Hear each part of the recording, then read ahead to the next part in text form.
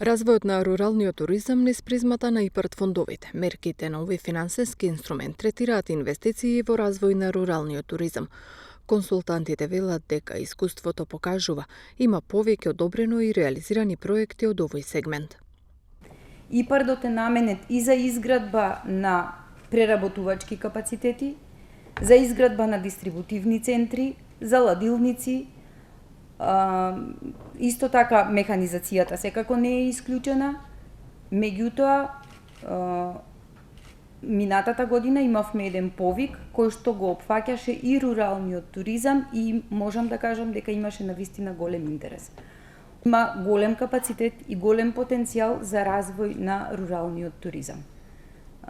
Руралниот туризам прифатлива инвестиција за грантовите од ИПАРД програмата во која што е вклучен руралниот туризам, прифаќаат од градба на објекти до комплетна набавка на опрема за функционирање на истиот. Како за развој на руралниот туризам, така и за оние повици кои летово треба да им бидат на располагање на преработувачите, треба соодветна подготовка уште пред распишување на јавниот повик, смета Джима. Морам да ви напоменам, да знаете дека не смееме, доколку сакаме да аплицираме за користење на ИПАРД фондовите. Не смееме да чекаме последниот момент, односно не смееме да чекаме повикот да биде објавен, па потоа да се почне со подготвување на документација.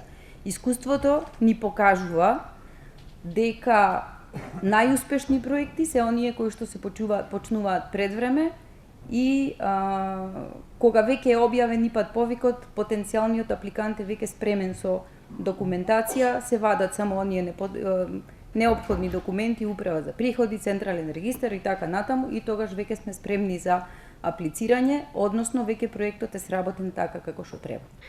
Инаку во март годинава Европската комисија го освои третиот инструмент на ИПАРД. Тогаш министерот рече дека очекува со ИПАРД 3 програмата во следните 7 години, заедно со кофинансирањето од самите апликанти, 250 милиони евра да се инвестираат во македонското земјоделство, преработувачката индустрија и руралниот развој.